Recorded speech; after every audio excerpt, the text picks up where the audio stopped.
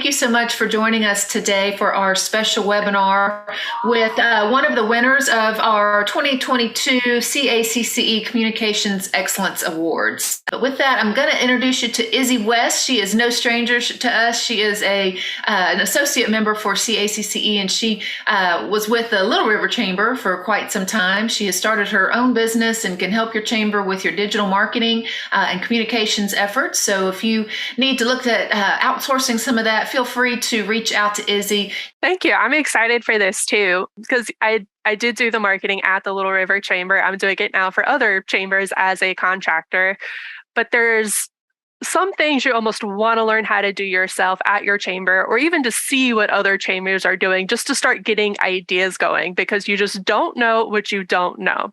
So I'm really, really excited that both Katie and Ethany were willing to do this and share what they were working on. They're from the Greater Winston-Salem Chamber in North Carolina, and their winning submission is Where Growth Starts 2030 Vision. And I think this is very exciting because even though it won a marketing award, I like how it really ties back to strategy.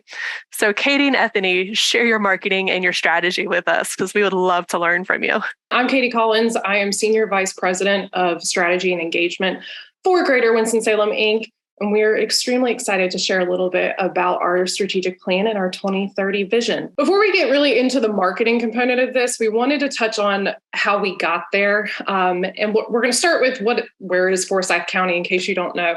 So we're about an hour north of Charlotte and about an hour and a half west of Raleigh, depending on how fast you drive. We have a county population just under 400,000. But when you look at the region, we're at about 1.7 million. So one of the larger areas within the state. Highly educated workforce with 43% having an associate's degree or higher, and our average household income is about $70,000. We're really, really proud of a lot of the livability factors of Winston-Salem and Forsyth County. And you'll see these a little bit later when we get into the marketing metrics, how we've been utilizing them. But affordability is one of the key things that we tout. We're particularly competitive when you look at us compared to some higher cost metros, Houston, Atlanta, and Denver are some there, but we're consistently ranked as one of the best cities for first-time home buyers, most affordable downtowns to live in. And in 2021, we were recognized by Southern Living as one of the top 10 cities on the rise in the South. So really exciting. We've seen a lot of growth in the trajectory of Winston-Salem, particularly over the last couple of years. So I love getting those rankings out there when we can. And then when you just look at some of the other little statistics, very, very proud of our average commute time of less than 22 minutes. That is something that we hear a lot is a big draw to the area. And 216 days of sunshine, you really can't beat it. So when we're thinking about our strategic plan, we're taking all of these factors and seeing how we can best utilize them moving forward. And to get to our 2021 goal and vision, we actually have to go back to 2019. So in 2019, and I apologize, I didn't realize this white screen was going to look so blinding on me when I did that. We were the Winston-Salem Chamber of Commerce. At that time, economic development in Forsyth County was a little bit fragmented. So the chamber was responsible for retention and expansion. So essentially, if you were a current company within the area, you came to us for services, be it chamber membership or otherwise. Winston-Salem Business Inc. was the recruitment arm of economic development at that time. And so they were really the outward facing entity. There was a lot of discussions within the community if that was the most efficient and effective way to be handling economic development. And it really seemed to culminate in 2019 with conversations saying, we need a front door.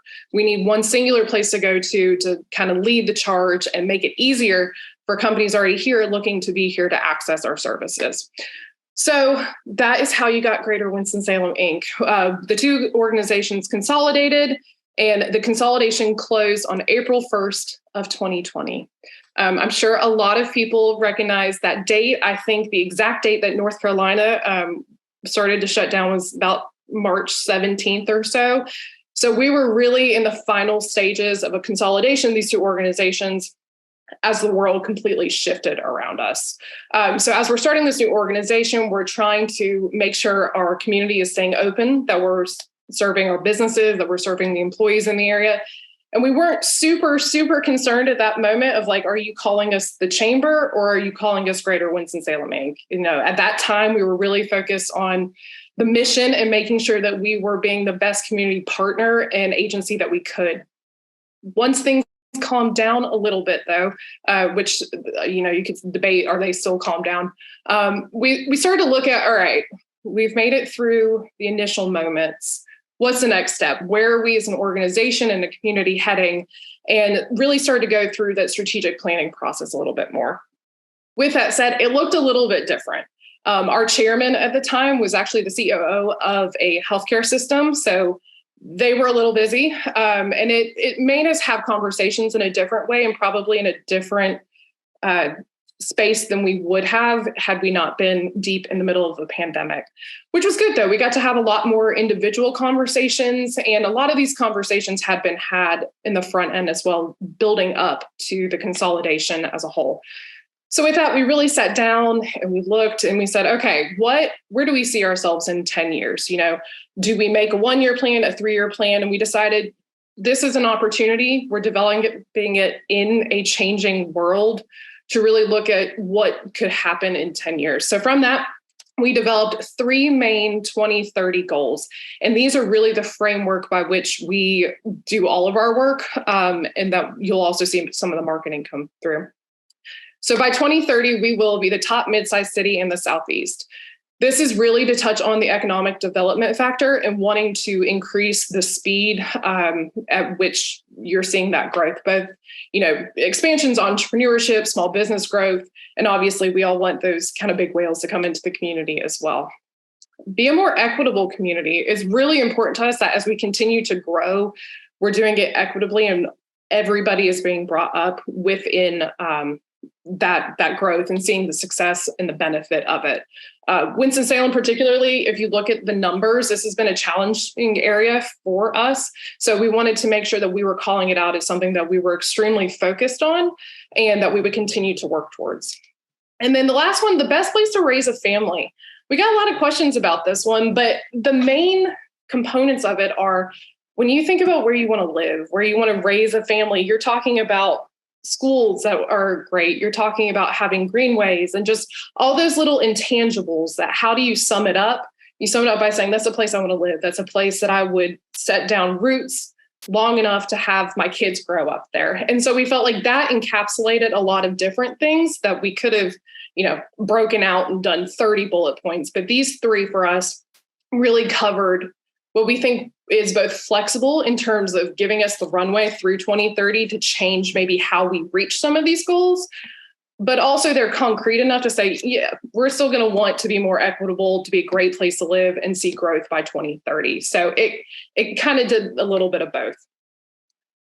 So all this is happening. We're having these conversations in 2020. We have had no events as Greater Winston-Salem Inc. We have done everything virtually. And we're getting to the point that it's like, okay, we really need people to know who we are as an organization, what we're working towards, understand that, like, yes, COVID is going on, but there's so much more that we're working to. And so we did our annual meeting, our first annual meeting as Greater Winston-Salem Inc. in March of 2021. So almost a full year after we formed officially as an organization. Unfortunately, we had to have it virtually. We actually didn't have our first in-person annual meeting as Greater Winston-Salem Inc. until May of this year. So everything was virtual still, but we wanted to make sure this was our opportunity to really set the stage for us as an organization. It was going to be the first big event, albeit virtually, that we could set forth our plan, our path forward, and just reiterate what we were there for. So we discussed, Ethany came up with some wonderful ideas, and we were like, okay, we need a video, and this will be something that we can show at the annual meeting that we can use afterwards, and then hopefully we'll kind of set the stage, reinvigorate people watching it as well, and just give a little bit of hope in a time that felt kind of like what is happening. So you'll see in the video, this was an interesting time to shoot. Again, everything was shut down. So there was the balance of how much do you lean into COVID and acknowledge it's happening? How much do you say, okay, we got to make sure we're still moving forward in this aspect? So you'll see that there's some nods to things, but we also wanted to make sure it was evergreen so that sitting here in 2022, it's still just as relevant as it was then. So with all that said, I'll play the video. Before I do that, Tiffany, any questions? Not Good? yet. Nope. Oh, good. Perfect. Yep. All right.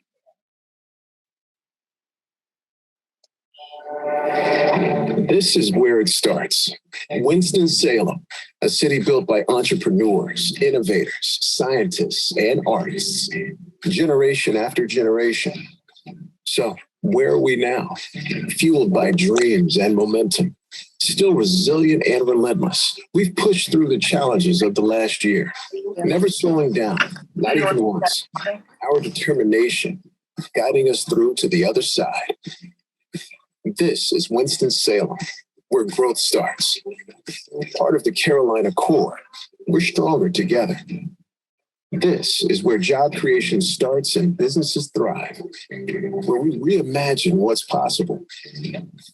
This is where manufacturing goes from now to next, where we soar to new horizons. This is where science and healthcare push the possibilities. This is where technology and fresh thinking find infinite solutions. From brick and mortar to global headquarters, businesses are finding the perfect place to call home. With our entrepreneurial ecosystem well established, we'll continue to incubate ideas and ignite success. We'll stand tall and take our place at the top. We'll be the mid-sized city with all the major appeal. Our community, now and always, the heart and soul of the city. We'll commit to making it better with increased economic equity and social mobility. We'll ensure education initiatives and community partnerships are there to serve all. We'll be the best place to live, dig your roots deep, and raise a family. Simply put, we'll be the place to be. Everything you wanted or wished for, all within reach. A place to create your own space and put new possibilities in perpetual rotation. This is the Winston-Salem of tomorrow, forging a path into the future, cultivating our strong vision for where we'll be by 2030. Because we know what's possible when we reimagine together. Can you see it? Can you hear it? Can you feel it? This is where it starts. This is Winston-Salem.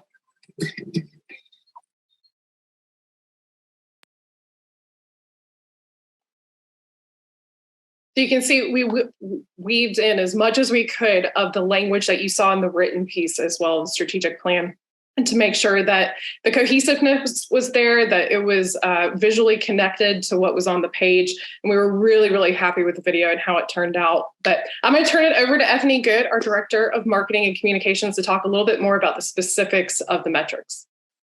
Yep, thank you, Katie. So we debuted this video as part of the virtual presentation for our annual meeting in 2021. And really at that time, it was really the first time that we were able to kind of take a breath and really introduce Greater Winston-Salem, Inc. to the community. And we did that through this vision and strategic plan with kind of the centerpiece being this video. And so it was really valuable content for us, and we wanted to utilize it in as many various ways as we possibly could, so that we just continue to reinforce our messaging and we continue to tell our community why this organizational shift had taken place, and why it was more valid than ever, now that we were in this position where we were an economic development generator. We were a chamber. We were continuing to serve our community when they were going through tough times. And so taking this content and pushing it out in a marketing sense was how we were starting to have people to recognize that message and recognize our why. So these are just a few of the places where we placed that marketing content. We did have an extremely successful, albeit virtual, annual meeting with almost 400 attendees. Just like organically across our social channels, it got quite a successful reach. And then we also recut this content to be used in commercials, which aired on our local stations, as well as through a partnership with one of our members, Quality Oil. If you've ever visited a gas pump and you had like a video player at the pump, we also were able to display them there as well. So again, these are really examples of how we wanted to start to train our community to recognize what Greater Winston-Salem Inc. was, that we had a new name, that we continue to serve our community in even new and different and better ways. But we also, in the result of the consolidation, took on the responsibility of talent and economic recruitment from external audiences as well. So these are also some examples of getting our message out through a commercial recut of the video that you just saw, and some of the metrics that we have. Basically, we have two funnels that we really focus on. We have a selection of the major US metros that we target, as well as we have identified some peer metros. And so that's why the statistics are broken out that way. And so then you can see, the engagement, people reacting to it, commenting on it, and then just achieving the impressions of those two types of markets. You're at the controls, Katie. I think we can go ahead and real quick before you do that, and I'll bump you over. One of the other things that is not on here that we also made sure to do was create a landing page on our website for this. So the video was something that we were able to really utilize in other assets, obviously. But for the strategic plan, there is a landing page that has all of our goals. It includes the videos, it includes link to the full printed strategic plan document, which is much longer. It includes specific tactics that we are planning to use to reach our 2030 vision goals.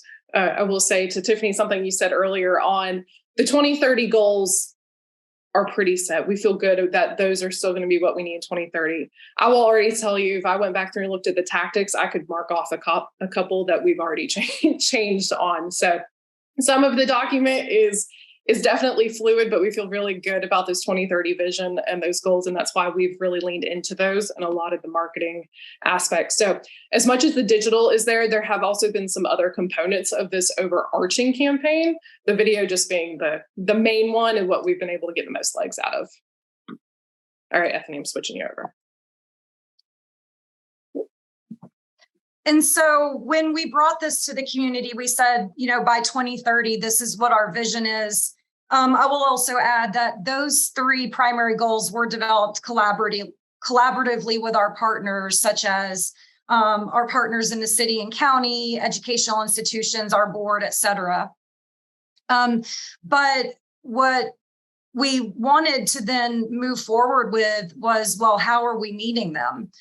So what this is an example of, it's a screenshot of it's a program called My Sidewalk that you might be familiar with, but it's data visualization, and it allows us to tie some of those community metrics right back into the three primary goals. So we are going to have essentially a community portal where we will go in and say, starting from these three things, this is how we're measuring up. It includes a peer metro analysis. It includes deep dives into things like our demographics, our workforce, our quality of life, livability, and things like that. So again, this is just a screenshot, but it is interactive. People can move around the environment, kind of see all of the different pieces of data that make up this bigger picture. One of the great pieces about this tool as well, and again, it's not publicly launched yet, or we'd send you the link to it, is that it really gives an overview of the community in terms of our strategic goals, but they're not necessarily specific to our work per se. So we can track how the community is moving towards, let's say, more equitable community by some of the data points that we're able to bring in and show, and we can track the changes in them. But that's not to say that that is necessarily a specific area that we didn't go out and do some housing things in particular. And part of the beauty of that is that we as a convener are there to get the community behind these 2030 goals, get the right people in the room and get them working towards it. It's not necessarily something that we are specifically going to sit down and do. So this is a good way it's public facing again, for everybody to be able to go on and say, okay, we all agree as a community, this is where we stand at this point, so that we have a baseline to move forward from. So we're really excited to get this launched. We are finishing up some conversations with our community partners. Again, the good thing and the bad thing with data is that everybody can find different data if they want. So we want to make sure that the community partners that may be more entrenched in a specific area of that data have a first look at it, that we're all on the same page, that we're telling the same story about the community as a whole. So really excited about this. Hope to get it out there publicly in the next couple of months, but definitely by the end of the year. What was your structure for kind of developing this? I mean, how many people did you have in the room that were helping you do the strategic plan? Was it just the board, or did you ask community partners across the board? How did y'all start that? Yeah, so a lot of the work, we got a lot of feedback during the process of the consolidation, and that was led actually by a company out of New York called Development Counselors International. They did focus groups with boards of both organizations, general community partners, investors, they kind of ran the gamut. So there was a lot of information that we got at that point, which looking back was very helpful because we weren't able to get, a focus group of 20 people together as much during COVID. So we got a lot of data from that. Once we started the organization, obviously knowing that there were some changes within, the world, we had a lot more one-on-one conversations. It was really important during that time, and I'm sure we all did. We worked really, really closely with all of our other community partners. At that point, just making sure things were staying open. But with those conversations, it helped bring the strategic plan to life a little bit more. It was definitely a different process than what I think a standard strategic plan or how most people have probably done it in the past. But given the circumstances we were in, it worked out okay. Great. Izzy, any questions? Yeah, I actually answered my own question, but I like it enough I want to share with the group. So I was going to ask, okay, that is great, but how do we do that? So for those of you like me who do not have the background in economic development, if you actually go to their website and look at the 2030 vision and scroll down, they literally do have the PDF right there. And it shows you this economic development is something you want to do, but underneath tactics, like Katie said, they literally spell it out, or these are the things that we're going to work on. So I really wanted to share that as a really phenomenal resource for the rest of us. I will say we spent a lot of time going through those and saying, okay, are these tactics both broad enough and specific enough? And like I mentioned earlier, some of these, I think this page were pretty good, but there's some other pages in here that I could go ahead and mark some things off, or we've already tried it and pivoted, or, some of those other changes. But the four components, I don't think I mentioned this, the four main components of the overall plan are economic development, and that includes recruitment, retention, small business development, and entrepreneurship. We also have talent and workforce, awareness, and advocacy. So those are kind of our overarching divisions within the organization as well. So we're staffed to meet this plan. But yeah, you can go through and you can see public policies written a little bit differently than some of the other ones. But yeah, we really try to be thoughtful of who we're trying to reach and how we're going to get there. Since you brought it up, you mentioned earlier you were kind of leaning away from some. What are some that you are leaning towards that you already know, okay, it really feels like this is what we need to lean into? So workforce and talent is actually a really good example. We were awarded about $2.5 million in ARPA funding from our county. And so that is specific to developing career pipelines and a workforce hub for Forsyth County.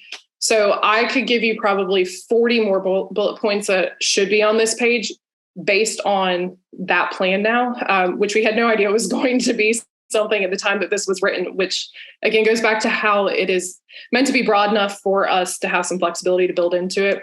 But this is definitely an area that we are leaning into. I will say, like, partner with employers to split payment of interns' hourly rate. So we have since launched an internship program that we focus primarily on Title I high schools and getting 11th and 12th graders into paid internships. So that is something we can go ahead and check off the list, which is fantastic. All right.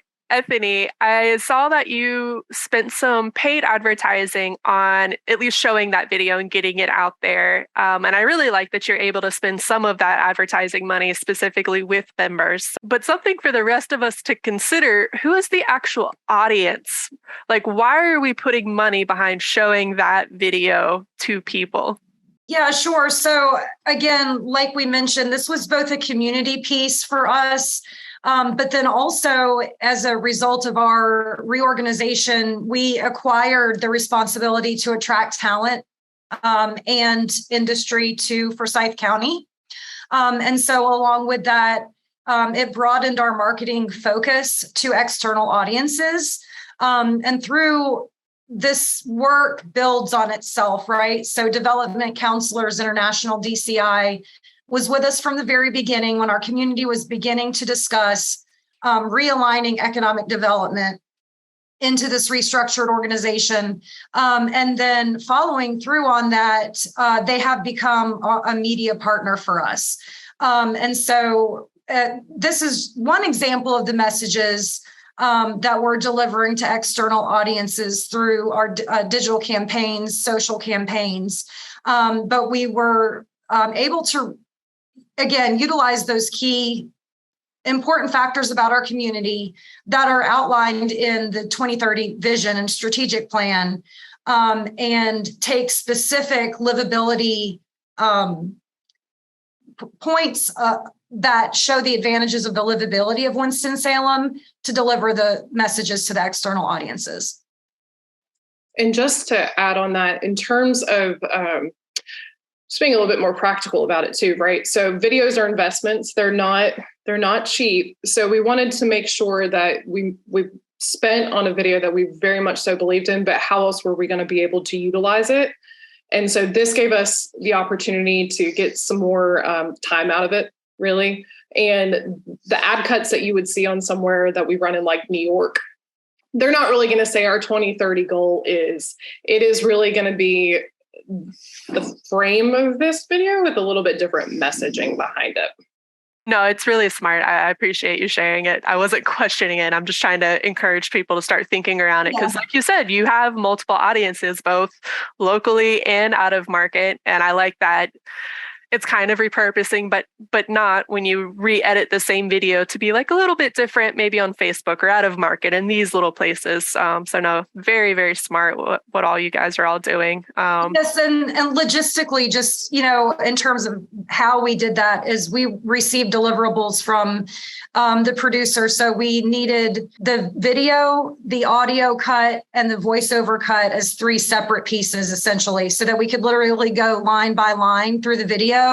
And we can make 30 seconds or 20 seconds on economic development, on talent, on livability and lifestyle. So in small business as well. So it was actually really interesting how much we were able to really essentially export out of those 3.5 minutes.